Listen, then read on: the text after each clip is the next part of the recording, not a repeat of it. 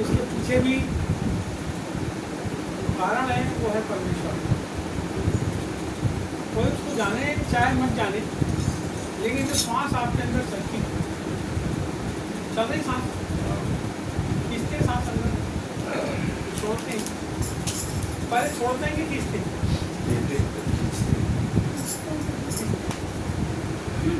जब आप अकेले एकांत में रहोगे अपने अपने घर में, तो आँख बंद करना, अपनी सांस को कॉन्सेंट्रेट करना और सांस खींचना, छोड़ दो। जब खींचोगे और छोड़ोगे, तो आप जब खींचोगे तो आवाज आएगी ये, और जैसे छोड़ोगे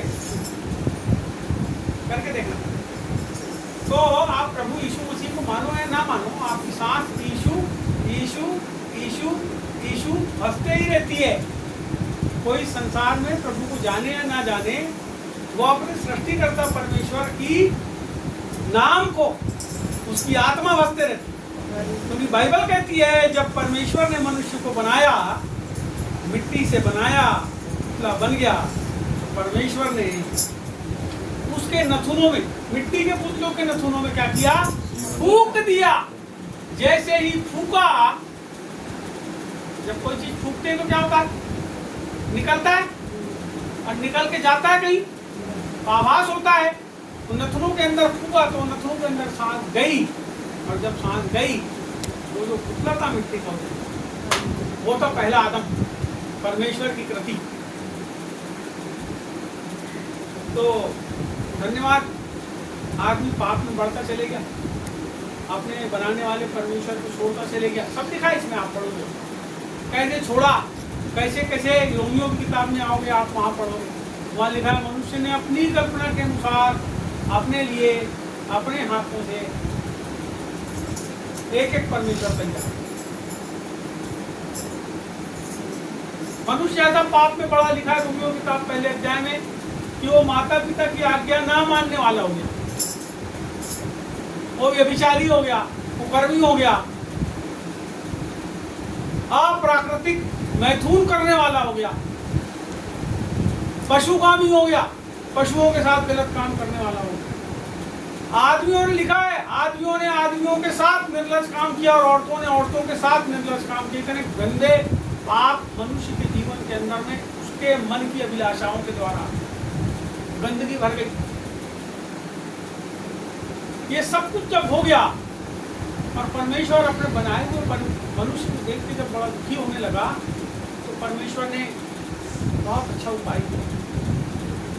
यूहन्ना की किताब में ऐसा लिखा है, 3 अध्याय 16 वचन,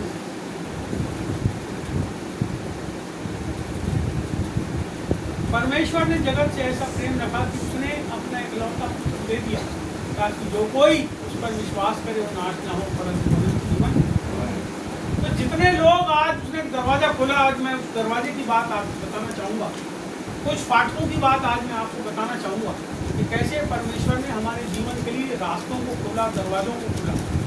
कई बार हम स्ट्रगल करते रहते हैं बहुत सारी चीज़ों में, और वो ऐसा लगता है कि अब दरवाजे बंद हैं, अब रास्ता बंद है, अब आगे हम कुछ नहीं कर पाएंगे। तो कुछ करने के लिए वो रास्ता खुलना चाहिए।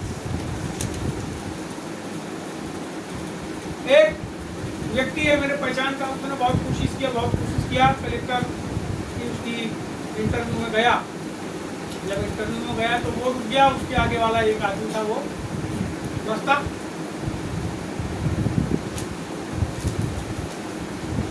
रास्ता बंद था ना, इंटरव्यू तक हो गया ना, क्यों नहीं हुआ सिलेक्शन, क्यों नहीं? आप परिवार के अंदर सब कुछ अपने सुधारने की कोशिश करते हो, सब कुछ सुधारने की कोशिश करते हो, क्या होता है? परिवार के अंदर बहुत कुछ बिगड़ा हुआ है, बहुत कोशिश करते हो, लेकिन पूरा सुधार क्या कारण? कुछ ना कुछ बंद है जिसको खोलना। आप अपने बच्चों को बहुत सिखाते हो, नहीं सीखते। कारण क्या है? बहुत कुछ बंद है, खुल नहीं रहा है। कल रात की मैं एक घटना आपको बताता हूँ, उसके बाद मैं वचन में जाऊंगा। कल रात को, परसों भी लगातार अभी 3-4 दिन से हम जिनके लिए प्रार्थना कर रहे हैं, जो लोग हमसे संगति कर रहे हैं, जिनके घर में जाके प्रार्थना कर रहे हैं, जिन लोगों से प्रार्थना कर रहे हैं, तो मैं रोज महसूस करता हूँ कि उनके जीवन में जो बंधन है, उनके जीवन में जो दुष्ट आत्माएं काम करती है, उनके जीवन में जो अंधकार की शक्तियाँ काम करती है, और जब हम जाके कहीं पर रोशनी जलाने की कोशिश करते हैं, वो अंधकार जो रहता है वो कहीं ना कहीं हमको हताश, निराश, परेशान और दबाव में लेने की कोशिश करता है कि हम उस जगह पर ना पहुँच। मैं बताना चाहता हूँ, आप समझिएगा दूसरी बात। जब एक आदमी किसी उजियाले वाले स्थान में जब जाता है तो उसके अंदर में जो अंधकार भरा रहता है, जब वो उजियाले वाले स्थान में जाता है तो उसके अंदर जो अंधकार भरा रहता है, वो अंधकार स्वतः उजियाले में जाने से क्या होता है, दूर होता है। समझ रहे मेरी बात? कहीं इस कमरे के अंदर में दिया जल रहा है और आप बाहर अंधेरे के कमरे में बैठे हो, अंधेरे वाले कमरे में बैठे हो, और जब आप अंदर आते हो अंधेरे से तो अंधेरा आपसे छूटता चले जाता है और आप उजाले में आते चले जाते हो, और जब दिए के पास आते हो तो आपके ऊपर दिए का उजाला पड़ता है। समझिए, थोड़ा सा मेरी बात को समझिए, इसको समझ गए तो सब कुछ समझ गए। लेकिन पीछे का हिस्सा, सुनो, दिया छोटा है लेकिन जो पीछे का हिस्सा है वहां क्या है? अब आपको ऐसी जगह आना पड़ेगा जो चारों तरफ से आपको ज्योतिर्मय कर दे। तो अभी क्या होता है, जब हम उतने ज्यादा रोशनी वाले व्यक्ति नहीं है, मैं अपनी बात बता रहा हूँ, उतनी रोशनी वाला नहीं हूँ। यदि मेरे अंदर आग है और मैं किसी को पकड़ लूँ, वो आग से क्या होगा, वो आग उसके जीवन के ऊपर काम करना चालू करेगी, क्योंकि मेरे अंदर वो आग, मेरे अंदर वो रोशनी है। यदि आप मेरी रोशनी की तरफ देखते हो तो आपके चेहरे के ऊपर उजाला पड़ता है। लेकिन आपका जो पीछे का हिस्सा है वो कैसा रहता है? पीछे का आपको उस माध्यम से ऐसी जगह पहुंचना है जहाँ चारों ओर उजाला ही उजाला। मैं क्या देखता हूँ, कल रात की बात है, नींद मेरी लग गई, आधी नींद थी, और मैं क्या देखता हूँ कि दुष्ट आत्माएं कैसे काम करती है लोगों के जीवन। एक अच्छा आदमी रहता है और जो ठीक रहता है तो उसके पीछे पीछे पीछे पीछे जो है अंधकार के साए चलते हैं। जब वो साए चलते हैं और वो आदमी जाता है तो उसको कहीं डिस्टरबेंस करते हैं, उसको कोई चीज के लिए डिस्टरबेंस करते हैं, उसको हाथ लगाते हैं। इसका मतलब अपने ओर से कुछ ऐसी चीजों को उसके अंदर डालने की कोशिश करते हैं कि वो उसको ग्रहण करते हैं, और जब वो उसको ग्रहण करता है थोड़ा सा, तो थोड़ा सा अंधकार उसके अंदर आता है, फिर वो उसको फॉलो करने लगता है, तो धीरे धीरे वो अंधकार उसके ऊपर ज्यादा होता है। बाइबल में ऐसा लिखा है, बेटा सीधे बैठ, बाइबल में ऐसा लिखा है कि जहां बहुत बातें होती है वहां बहुत अपराध होता है। बोलो मेरे साथ, जहां बहुत बातें होती है वहां बहुत अपराध, रगड़े झगड़े उत्पन्न होते हैं। इसलिए आप जब परमेश्वर में आए हैं, लोगों के बीच में आप जाते हैं, लोगों से आप संपर्क करते हैं, अपने मुंह को शांत रखना चाहिए।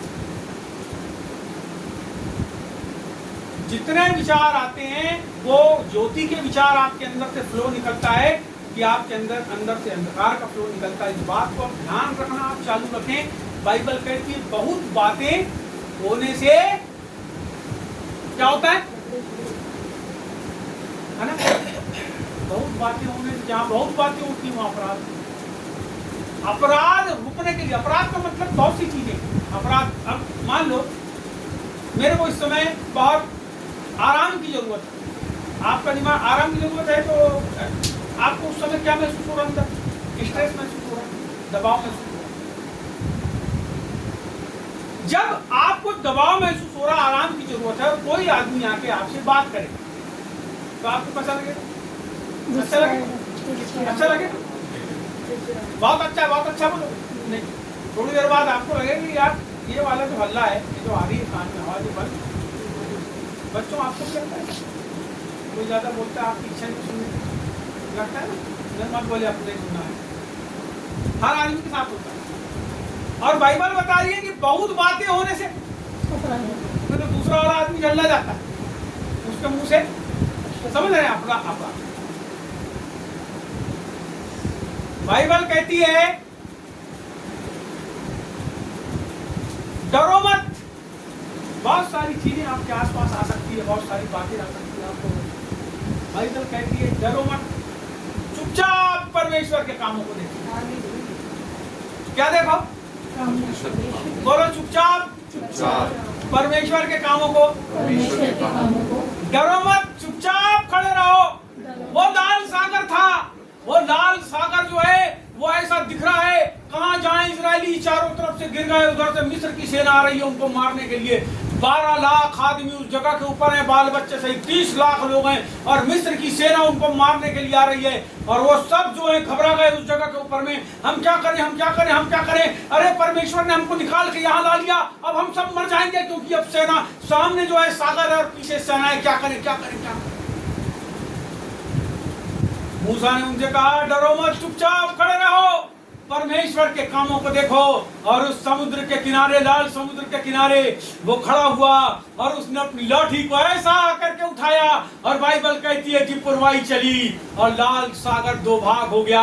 ऐसी पानी की 2 दीवारें खड़ी हो गई और उसके बीच से एक रास्ता निकल गया, उसके बीच से 30 लाख लोग पार हो गए। और जैसे ही वो लोग पार हुए और वो फिरौन की सेना उनको मारने के लिए उस जगह पे आई, बाइबल बताती है लाल सागर जो 2 भाग हुआ था वो वापस एक सार हो गया और वो सारी सेना डूब कर मर गई। मैं आपको बताना चाहता हूँ, आप उस परमेश्वर के अधीन हो जिसने सारी कायनात को बनाया है। इस हमारी आकाश गंगा के बाहर के उस सारे ब्रह्मांड के अंदर जब आप चलते और चलते और चलते चले जाएं, आपके सारे रॉकेट और आपके सारे के सारे वो उपाय जो आप उसे ढूंढने के लिए करते हैं कि कहां तक हम जाएंगे, जब वो सब समाप्त हो जाते हैं, वो सब समाप्त हो जाते हैं। कई आकाश गंगाएं उस परमेश्वर के अंदर लीन है। मैं आपको बताना चाहता हूं, वो विराट परमेश्वर के अंदर जो सब कुछ लीन है, और इस बड़े आकाश गंगा के एक बहुत छोटे से कोने में,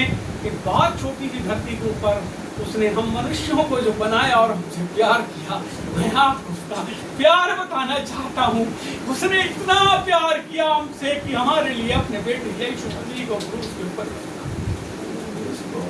वो सारी सृष्टि को बनाने वाला विराट परमेश्वर जिसके अंदर सब कुछ समाया हुआ है, वो परमेश्वर मानव के रूप धरती के और हमारे पापों के लिए, हमारे अपराधों के लिए वो क्रूस के ऊपर चले। बाइबल बहुत सुंदर तरीके से इस बात को हमारे जीवन के ऊपर प्रकट करती है। और इस समय हम देखेंगे कुछ बातों को बाइबल से, और हम पढ़ेंगे यूहन्ना की किताब और उसका 10वां अध्याय।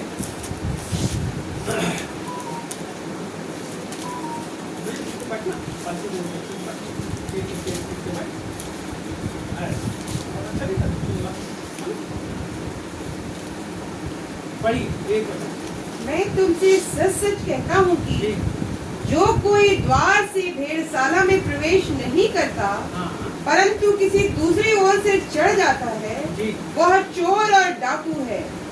परंतु जो द्वार से भीतर प्रवेश करता है वह भेड़ों का चरवाहा है। उसके लिए द्वारपाल द्वार खोल देता है और भेड़ उसका शब्द सुनती है और वह अपनी भेड़ों को नाम ले लेकर बुलाता है और बाहर ले जाता है। जब वह अपनी सब भेड़ों को बाहर निकाल चुकता है तो उनके आगे आगे चलता है और भेड़ें उसके पीछे पीछे हो लेती है, क्योंकि वे उसका शब्द पहचानती है। परंतु वे परायों के पीछे नहीं जाएंगी परंतु उससे भागेंगी, क्योंकि वे परायों का शब्द नहीं पहचानती। यीशु ने उनसे यह दृष्टांत कहा, परंतु वे न समझे कि ये क्या बातें हैं जो वह हमसे कहता है। बस अब ये सोचो, जब प्रभु यीशु मसीह अपने चेलों से बातें कह रहे हैं जो उसके साथ साथ रह रहे हैं, है ना, जिन चेलों ने आगे चल के मुर्दों को भी जिंदा किए, जिन चेलों ने आगे चल के पूरे विश्व के को उथल पुथल कर दिए, वो चेले जो उसके साथ हैं वो भी इस बात को नहीं समझ रहे कि क्या करें। यहाँ लिखा है, मैं तुमसे सच सच कहता हूँ कि जो कोई द्वार से भेड़शाला में प्रवेश नहीं करता परंतु किसी और से चढ़ आता है वो चोर और डाकू। भेड़शाला, भेड़शाला क्या होता है? भेड़शाला यहाँ भेड़ भेड़शाला एक ऐसा स्थान है जहाँ पे भेड़ को रखते हैं और उसके ऊपर में पूरा कवर अप रहता है। तो दरवाजा होता है। दरवाजा इसलिए होता है कि उनकी सुरक्षा। जैसे आप दूसरे जानवरों को देखोगे ऐसे खुले में छोड़ देते हैं, वैसा नहीं है, या बाड़ा बना के छोड़ देते हैं, वैसा नहीं है। यदि भेड़ों के ऊपर उनको बाल होते हैं, बहुत बाल होते हैं, उनके ऊपर यदि बाहर रख दी, अब वो स्थान ऐसा है जहाँ पे ओल बहुत होती है, जहाँ पाला बहुत होता है, जहाँ तो भेड़ों की स्थिति बहुत खराब हो जाती है, उनकी देखरेख बहुत करना पड़ता है। तो एक स्थान है जहाँ भेड़ों को रखा जाता है।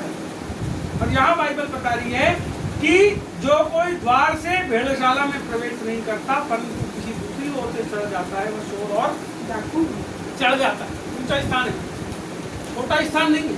कैसे स्थान? ऊंचा। आपने अपने घर की सुरक्षा के लिए बाउंड्री बनाए, 15 फीट की, 12 फीट की, 14 फीट की। कोई आदमी बाउंड्री पर चढ़ के रस्सा फेंक के खींच खाच के ऊपर चढ़ के आपके घर के अंदर घुसा, कौन है? कौन है? कौन है? अभी तो मॉरिसन रास्ता खोल के रख दिया अपने घर के इधर बाजू से, पूरा रास्ता। कोई भी आदमी ऐसे घूम के पीछे की दीवार पे जा रहा है। समझ रहे हैं बात? क्या सुरक्षा है? अभी हम लोग जयपुर गए, वापिस आए तो हमारे घर से 2 गंजी, जो प्रार्थना की गंजी थी, जिसमें हम प्रार्थना में जो लोग आते हैं उनके लिए भोजन बनाते हैं, जो भी प्रोग्राम होते हैं प्रार्थना वाले उसके लिए यूज करते हैं, तो उसी के लिए उसको खरीदा गया कि इसमें प्रभु के लोग आएंगे, जो भी लोग आएंगे उनके लिए सब व्यवस्था होगी। तो हमारे घर से 2 गंजी क्या हो गई? गायब हो गई। क्या हो गई?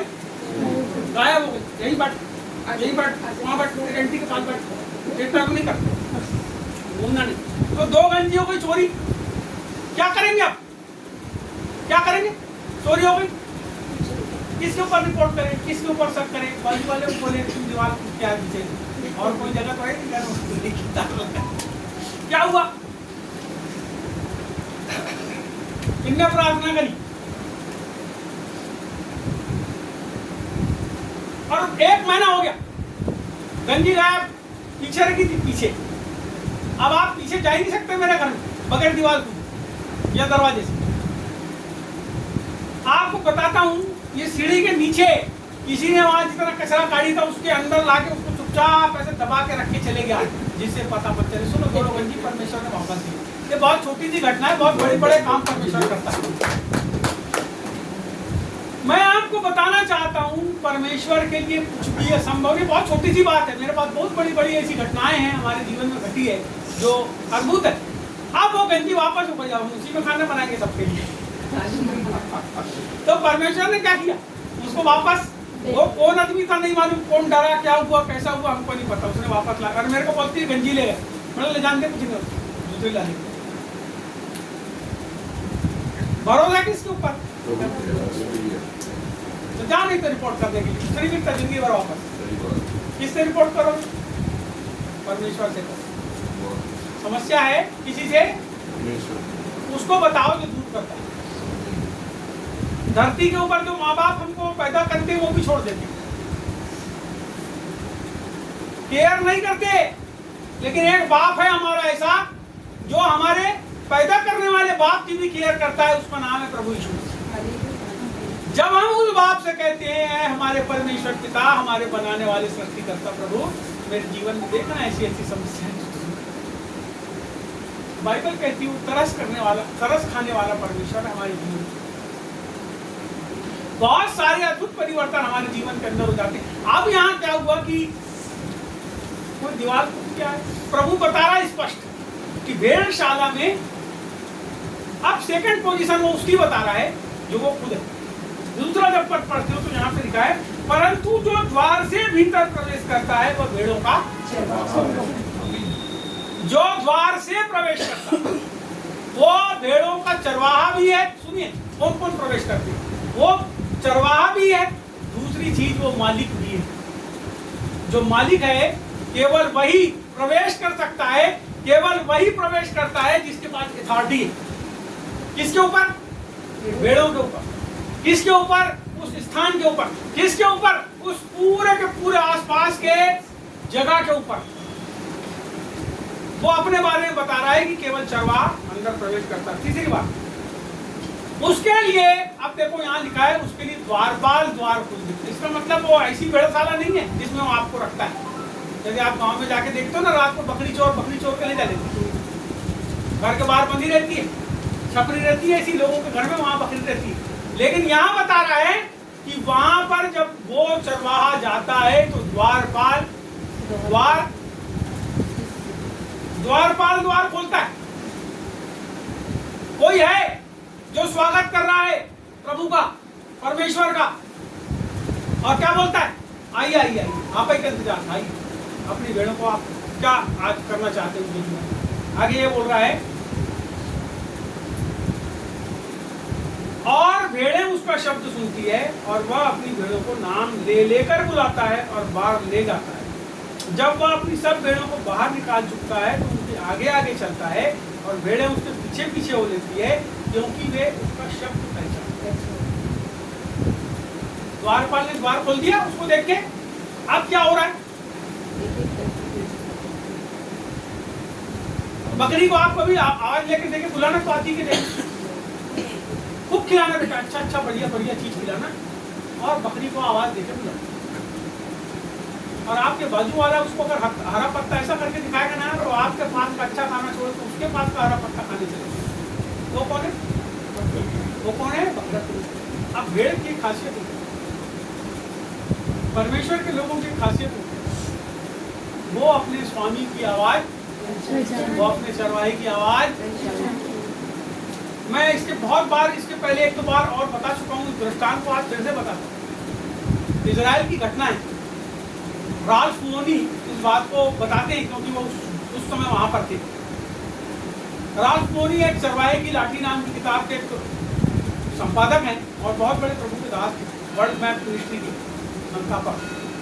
वो बताते हैं कि मैं इजराइल में था और वहां एक कुआं था, तो वहां जो कुआं था तो वहां बहुत सारे चरवाहे अलग अलग जगह से बहुत सारी भेड़ लेकर के, कई चरवाहे आए वहां पे भेड़े लेकर के, और वहां ऐसी बड़ी वो थी मसलक, तो ये सब निकाल के पानी डालते और पूरी भेड़ें आके मिल गई भेड़ा। तो वो रात को नहीं बोलता कि वो भेड़े जब आके मिल गई तो मैं घबरा, मैं बोला ये इन लोग आके पूरी भेड़े मिल गई, इसकी देखो 100-150 आके मिल गई, इसकी 900 मिल गई, इसकी 500 मिल गई, इसकी 800 मिल गई, आगे पूरी भेड़ मिल गई। कैसे कैसे कैसे कैसे कैसे कैसे करेंगे ये लोग, कैसे करेंगे अपनी भेड़, कैसे अलग करेंगे। वो बहुत परेशान हो गया। तो एक चरवाहे के पास गया, उसने अपना जो भाषा उनको आती थी उसका जानकार रहा होगा, इसने जाके उनसे बात करा तो बोले ये भेड़ें इतनी अब आप पहचानोगे कैसे। थोड़ा देर बोले आप इंतजार करो, बैठ गया, देखता है। एक चरवाहा थोड़ा दूर गया और जाके सीटी मारा, जो सीटी मारा तो उसकी जितनी भेड़ थी पूरी निकल करके उस चरवाहे के पास चली गई। दूसरा इधर निकला, उसने हुक्का लगाया, जो आवाज लगा पूरी भेड़ उसको। ऐसे करके ये जितने 8-10 चरवाहे थे सबकी भेड़ें अलग अलग हो गई और सब अपने अपने रास्ते चले गए। मैं आपको बताना चाहता हूँ उसी रीति से प्रभु यीशु मसीह कहता है कि भेड़ों का चरवाहा मैं हूँ।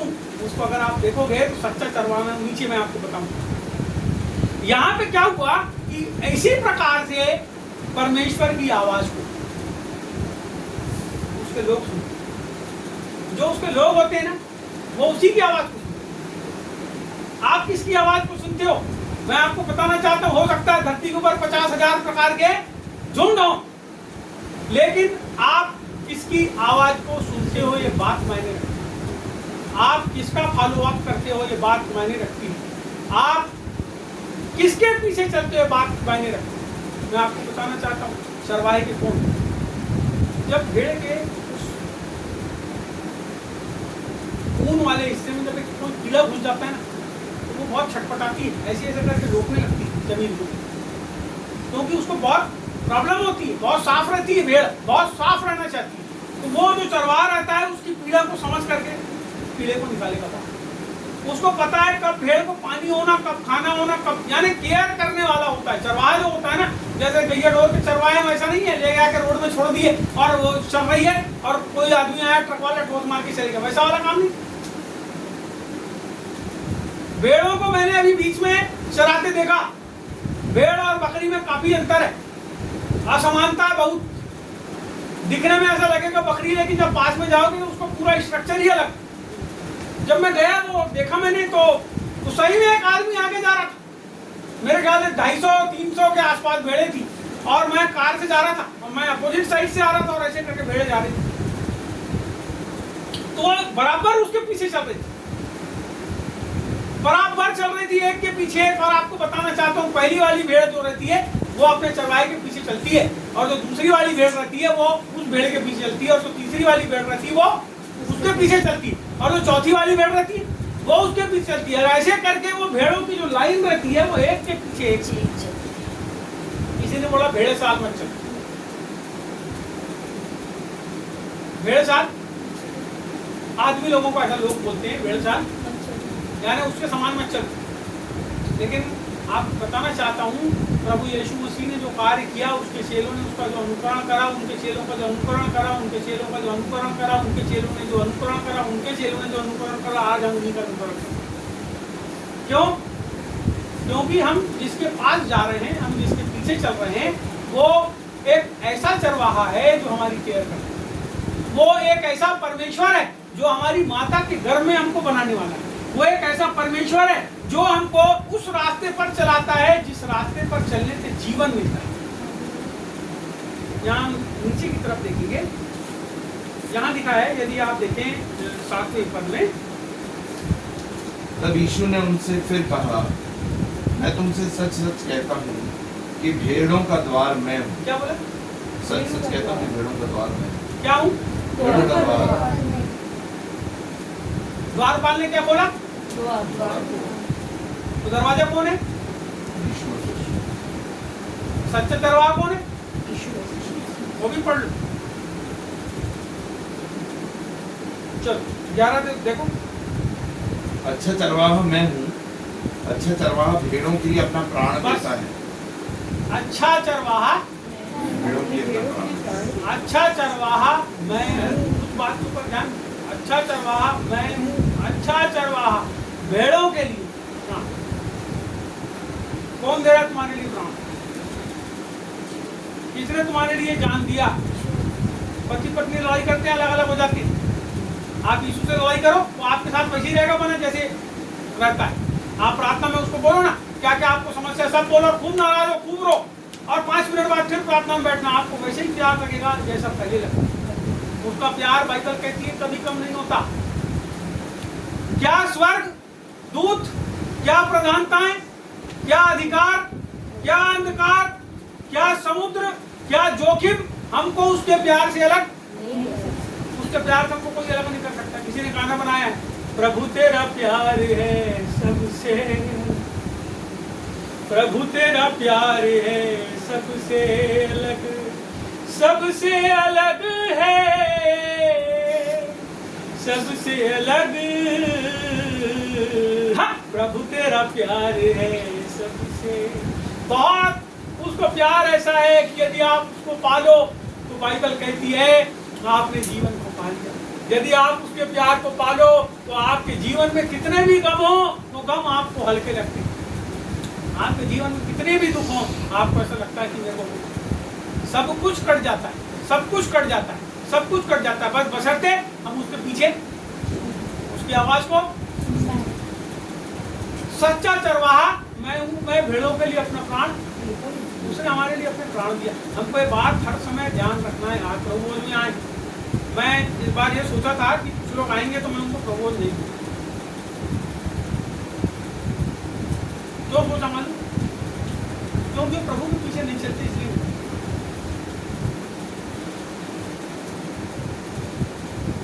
यदि आपने उसको स्वीकार किया और उसके पीछे आप नहीं चलते, लोग आपको चरवाहे बोलते हैं कि आओ प्रार्थना में, आओ प्रार्थना में, आओ प्रार्थना में, आओ प्रार्थना में, आओ।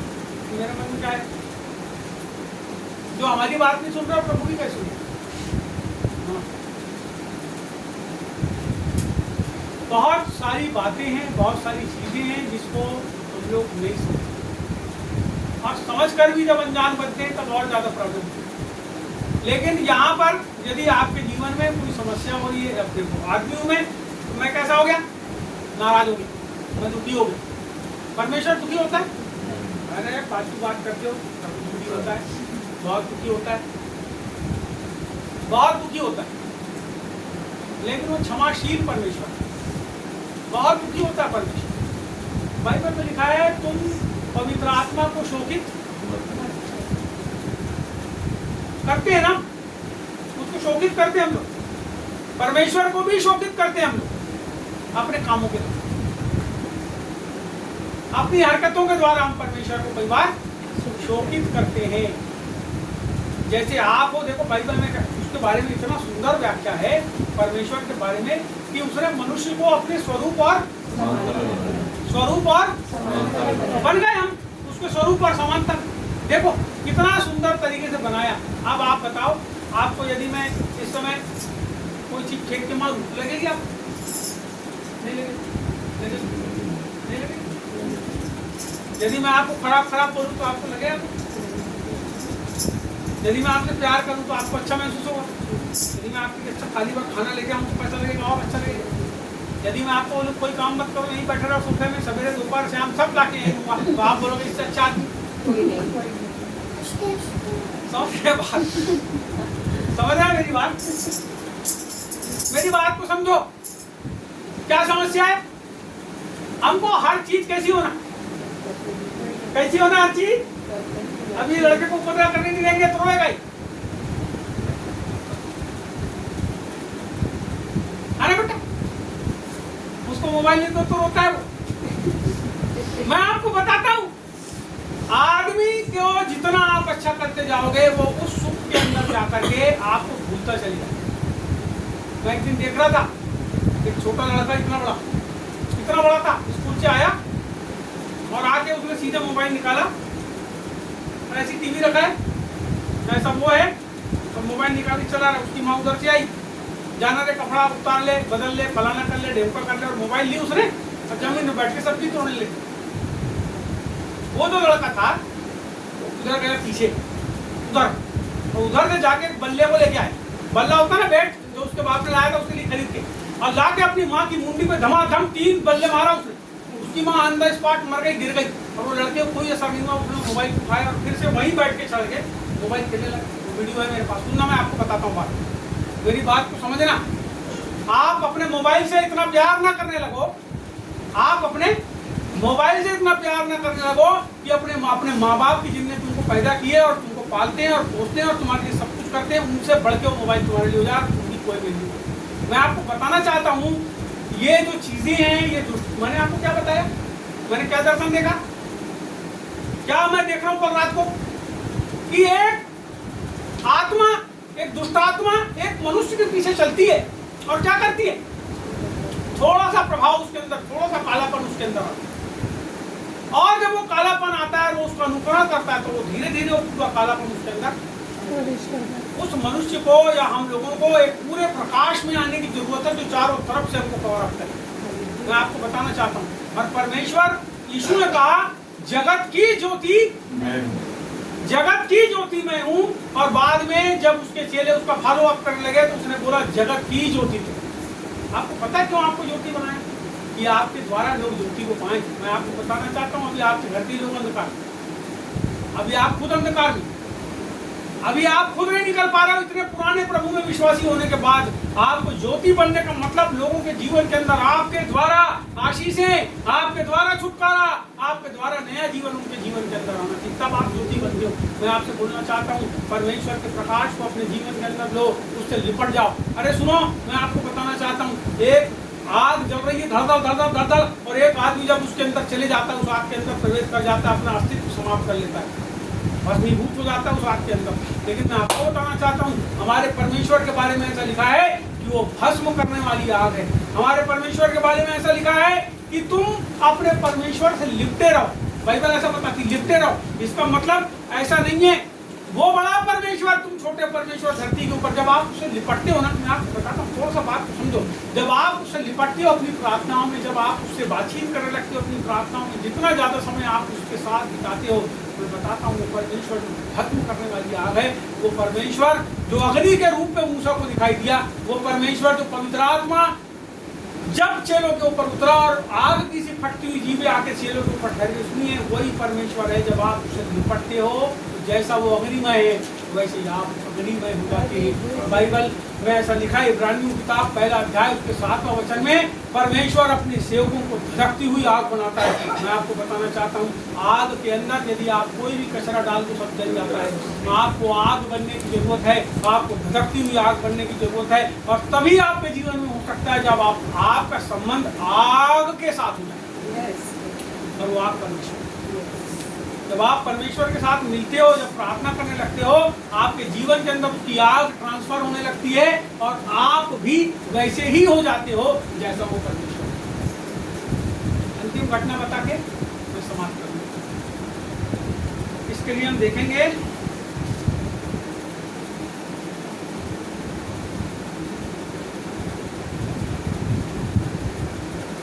एक पेज पलटाइए, 11वां अध्याय और उसका 25 11 का 25 यीशु ने उनसे कहा, पुनरुत्थान और जीवन मैं ही हूँ। जो कोई मुझ पर विश्वास करता है वह यदि मर भी जाए तो भी जिएगा, और जो कोई जीवित है और मुझ पर विश्वास करता है वह अनंत काल तक ना मरेगा। क्या तू इस बात पर विश्वास करती है? क्या बोल रही है औरत? आगे क्या उसने उससे कहा, हाँ हे प्रभु, मैं विश्वास करती हूँ कि परमेश्वर का पुत्र मसीह जो जगत में आने वाला था वह तू ही है। बस प्रभु यहाँ बोल रहे हैं, देखिए घटना घटी यहाँ, और ये घटना के बीच का ये वाक्यांश है। और घटना क्या थी? प्रभु को पता चला कि लाजर बहुत बीमार है, और प्रभु उसको देखने के लिए नहीं गए। हमने बोला अभी रुको, अभी चलेंगे। प्रभु ने रास्ता देखे, और बाइबल बताती है वो लाजर मर गया। लाजर वो अपने घर में मर गया, और प्रभु ने बोला चलो जाएंगे, आप जाएंगे। कब? जब लाजर, और जब लाजर मर गया और जब प्रभु वहां जा रहे हैं तो चेले साथ में, वहां की पब्लिक भी है। अब वो तो मर गया, जब जिंदा था तब बीमार है पता चला तब नहीं गया, वो मर गया तब गया प्रभु। जब जा रहा है तो मार्था और मरियम दो बहनें थी, और मरियम एक ऐसी लेडीज थी जिसके अंदर बहुत सारी दुष्ट आत्माएं थी, और प्रभु ने उसको क्या किया, मुक्त किया, स्वतंत्र किया था। वो लोग उसके भक्त बन गए, और वो उसको खिलाते थे, पिलाते थे, उसके साथ चलते थे, उसकी सेवा जाप्ता करते थे। 3 लोग थे, एक भाई और 2 बहन। तो प्रभु जब वहां पहुंचा तो क्या हुआ कि मरियम तो घर में रुक गई, लेकिन मार्था बोले प्रभु आ रहा है, तो दौड़ते दौड़ते दौड़ते दौड़ते उसके पास गई और बोले प्रभु तो मर गया। प्रभु ने उसको बोला, उत्थान और जीवन मैं ही हूँ, यदि कोई मुझ पर विश्वास करेगा तो कदापि पढ़ेंगे एक बार।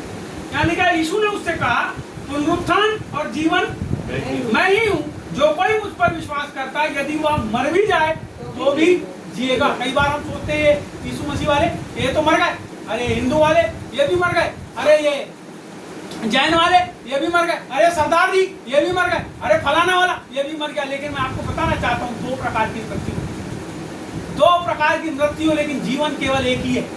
एक ही जीवन है, एक ही जीवन है, और इस जीवन के बाद एक जीवन है, उसे कहते हैं अनंत जीवन, है ना।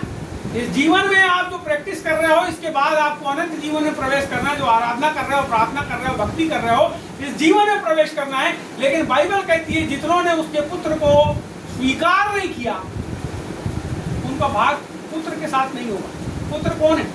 आदि में वचन था, वचन परमेश्वर के साथ था, और वचन ही परमेश्वर था, वो पुत्र ही यीशु मसीह। और आगे बताती है कि वचन दे रही। तो यहाँ क्या हो रहा है? यहाँ ये हो रहा है कि वो आदमी मर गया, अब ये बोलती है कि प्रभु, वो बोलता है हाँ वो जीवित होते। देखिए यहाँ पे उसके ऊपर 1 पढ़ोगे तो प्रभु ने उससे क्या बोला, हे प्रभु यदि तू, देखिए यहाँ 12:21 में लिखा है, हे प्रभु यदि तू यहाँ होता तो मेरा भाई कदापि न मरता। उसको विश्वास था कि मेरा भाई यदि यहाँ पे प्रभु होता तो नहीं मरता। लेकिन प्रभु जो बोल रहा है उसको समझ, यदि यहाँ होता तो नहीं मरता, इसका मतलब वो मृत्यु को भी दूर कर देता, उसको मरने नहीं देता। जो रोग था, जो समस्या थी, जो बीमारी थी, उसको सुधार देता। अब बोल रहा है और अब भी मैं जानती हूँ कि जो कुछ तू परमेश्वर से मांगेगा परमेश्वर तुझे देगा। तू दूसरी बात उसको सुनो, पहली चीज नहीं मरता, दूसरी चीज क्या बोल रहा है, जो कुछ तू परमेश्वर से अभी भी विश्वास है मेरे को कि तू मांगेगा तो परमेश्वर तेरे को। अब वो विश्वास जो कर रही है, जो बात को बोल रही है, उसको आगे क्या बोल रही है। यीशु ने उससे कहा तेरा भाई फिर जी, क्या बोला, तेरा भाई फिर जी उठेगा। वो बोल रही है तू अभी भी मांगेगा तो। यीशु क्या बोल रहा है, तेरा भाई फिर जी उठेगा। सुनो तीसरी, अब बोल रहा, मार्था ने उससे कहा मैं जानती हूँ कि अंतिम दिन में, अंतिम दिन है न्याय का दिन है, बिल्कुल आखिरी दिन, न्याय के दिन में, पुनरुत्थान के समय वो जी उठेगा। अभी वो क्या विश्वास कर रही है, वो बोल भी रही है यदि तू अभी भी कुछ मांगेगा तो परमेश्वर तेरे को देगा, लेकिन अभी अविश्वास उसने लगा। यह अविश्वास है ना, यानी उसको परमेश्वर की बात पे विश्वास है, लेकिन यीशु मसीह जिसको बोल रही है तू अभी भी कर सकता है, क्या क्या लाई उसने। आप भी ऐसी चीज करते हो, आपको पता है परमेश्वर सब कुछ कर सकता है, लेकिन उसके बाद भी आप बोलते हो नहीं प्रभु ये वाला काम क्यों सरदार, ये वाला काम। एक दिन सरदार जी ने मेरे को बोल दी, देखो ये बात बोलते बोलते याद आ गया, बोले मैं बात प्रार्थना करके देख लिया, बहुत सब कुछ करके देख लिया, कुछ नहीं होता, बोले कुछ नहीं होता। सरदार जी के मुंह से अचानक से निकल गया, लेकिन परमेश्वर आज उनको बता रहा है कि सब कुछ परमेश्वर के द्वारा हो सकता है। नीचे वो बता रहा है पुनरुत्थान और जीवन मैं ही हूं। अब आगे अगर आप देखोगे उसको, आप एक बार पढ़ो,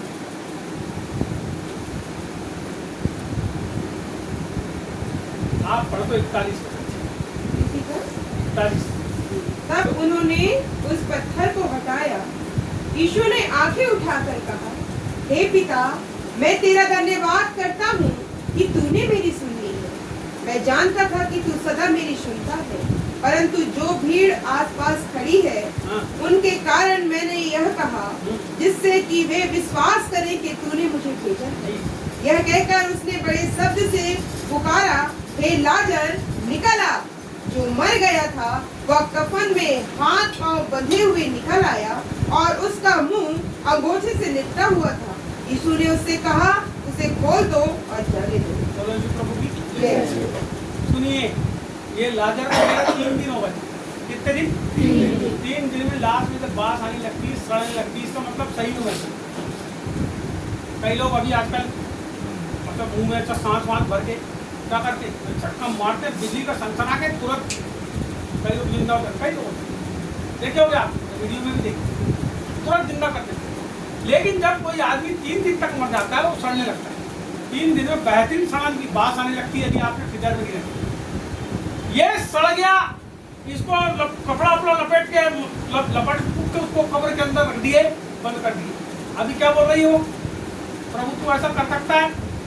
उसके बाद प्रभु बोलता है कि नहीं वो जिंदा हो जाएगा, लेकिन वो क्या बोल रही, वो अनंत काल में जिएगा। वो अरे अभी नहीं, प्रभु ऐसा नहीं, वो अभी नहीं, वो आखिरी में, आखिरी के समय उसका विश्वास देख।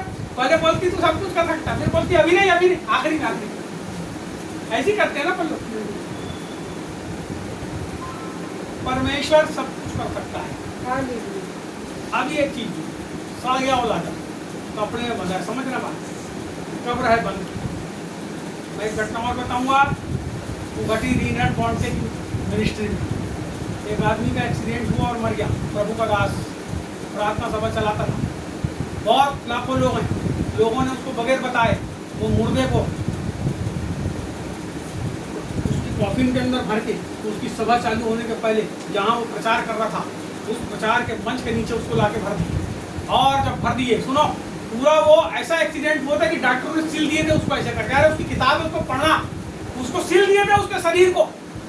उसकी औरत ने बोली नहीं, सभा वाली प्रभु के दास की वहां लेके जाना है, और लेके क्या किया, रीनल्ड बॉन्ड की वो सभा के अंदर ले गए और वो जो मंच बना था उसके नीचे उसको भर दिए। सभा चालू हुई और जब उसने प्रार्थना करना चालू करा, पूरी भीड़ ने, लाखों की तादाद में लोग जब प्रार्थना करना चालू करे, वो काफी अंदर से हिला, और जब वो हिला तो वहां से ठक ठक ठक ठक ठक ठक आवाज आई। लोगों ने खोले, वो जिसके हाथ पैर को सीले थे डॉक्टर ने, वो सब पूरे जुड़ गए और वो वहां से जिंदा बाहर निकला। मैं बताना चाहता हूँ आपको, परमेश्वर के लिए आज भी कुछ भी असंभव नहीं है। यहाँ भारत के अंदर भी ऐसी घटनाएं घटी। डी जॉन रविंद्रनाथ की मैंने किताब छापा था, उसकी गवाही में 7 मुर्दे जिंदा हुए। मैं आपको बताना चाहता हूँ, छत्तीसगढ़ में एक घटना घटी, वो मुर्दा जो है वो मर गया। आमोद सिंह साहब ने जब प्रार्थना करे, धड़ी नेवरगांव धड़ी की बात है, वो बताते थे, एक बार मैंने सुना था वहां पे भी एक मुर्दा जिंदा हो गया। नेवरगांव धड़ी में एक औरत मर गई थी, एक लड़की मर गई थी, और वो औरत ने प्रार्थना करते लाइक थी और अपनी लड़की को लगाते जा रही थी और रोते जा रही थी, और यहाँ चल रही थी सभा, और इन्हें जब चिल्लाए बोलो प्रभु यीशु मसीह की, तो पूरी भीड़ ने चिल्लाई जय, और जब वो आवाज बना गई तो वो औरत मर गई थी, लड़की मर गई थी। मैं आपसे बताना चाहता हूँ, पुनरुत्थान और जीवन, यदि बाइबल कहती है उस पर विश्वास करोगे तो पता। यहाँ एक बड़ी अच्छी घटना हुई कि वो मुर्दे लाजर को प्रभु ने जीवित किया, लोगों ने पिता की महिमा की। आज हम जीवित हैं, परंतु परमेश्वर के दूर। जब हम नया जन्म लेते हैं, जब प्रभु के पास आते हैं, बाइबल कहती है स्वर्ग में बड़ा आनंद, स्वर्ग में बड़ा आनंद मनाया जाता है, क्योंकि हम एक नया जन्म प्रभु में मिलते। बोले प्रभु। तो मैं आज आपको यही बात बताना चाहता हूँ कि आपके जीवन के अंदर कितनी भी कठिन बातें, आपके जीवन के अंदर कितनी भी रुकावटें, आपके जीवन में मृत्यु की सी परिस्थितियां भी क्यों ना हो, लेकिन यदि वो परमेश्वर आपका रहबर है, वो आपको बचाने वाला है, तो इसके पहले आप उसे ग्रहण करें। आपके ग्रहण करने के पहले से ही वो आपको बचाता चलता है, क्योंकि बाइबल में लिखा है कि माता के गर्भ में रचने से पहले मैंने तुझ पर अपना चित्त लगाया। इसका मतलब प्रभु ने आपको चित्त लगाया है, और इसलिए लगाया है कि आप उसमें जीवन को पाएं, अनंत जीवन को पाएं, और पुनरुत्थान को भी पाएं, सब कुछ को पाएं। तो आज मैं इतनी बातों आपके सामने रखना चाहता हूँ, और इस समय हम प्रार्थना में जाएंगे, और इस समय जो है ये प्रभु भोज का